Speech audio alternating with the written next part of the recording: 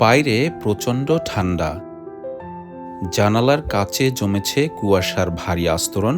ঠিক তখনই ঘরের ভেতর থেকে ভেসে আসছে খেজুরের গুড় আর নারিকেলের মিষ্টি এক চেনা সুবাস। আজ আমাদের পিঠা উৎসব। বিদেশে এই উৎসব শুধু কিছু চালের গুঁড়ো আর গুড়ের মেলবন্ধন নয়, এটা আসলে শেকড়ের খোঁজে থাকা আমার মতো প্রবাসীদের এক টুকরো বাংলাদেশ।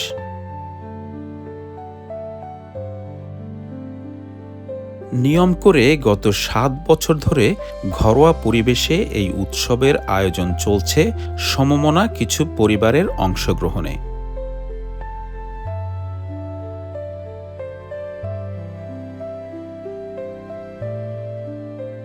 ঝাল চিতই, পাটিসাপটা, ফুলঝুরি, দুধ চিতই, ডিমের পোয়া, নারিকেল পুলি, নকশি, পাক্কন, ভাপা, কি নেই এই আয়োজনে।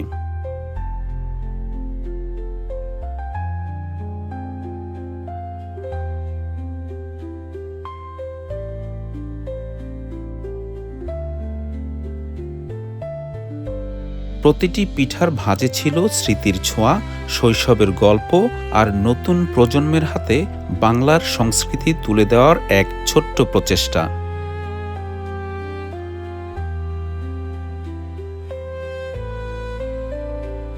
পিঠা শুধু একটি খাবারই নয়, এ আমাদের ঐতিহ্য আর পরিচয়, যা শুনিয়ে যায় আমাদের শেকড়ের গল্প।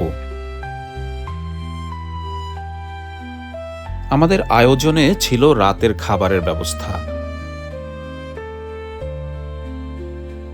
আরও ছিল বাংলার গান, কবিতা আবৃত্তি, প্রাণ খোলা কৌতুক, রিডল ও র্যাফেল ড্র।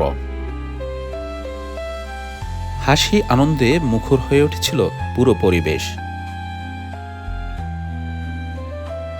প্রতিটি মুহূর্ত যেন বলছিল, দেশ ছেড়েছি, দেশের মায়া নয়, নদী ছেড়েছি, নদীর স্রোত নয়, বাংলার শীত ছেড়েছি, কিন্তু বাংলাকে নয়।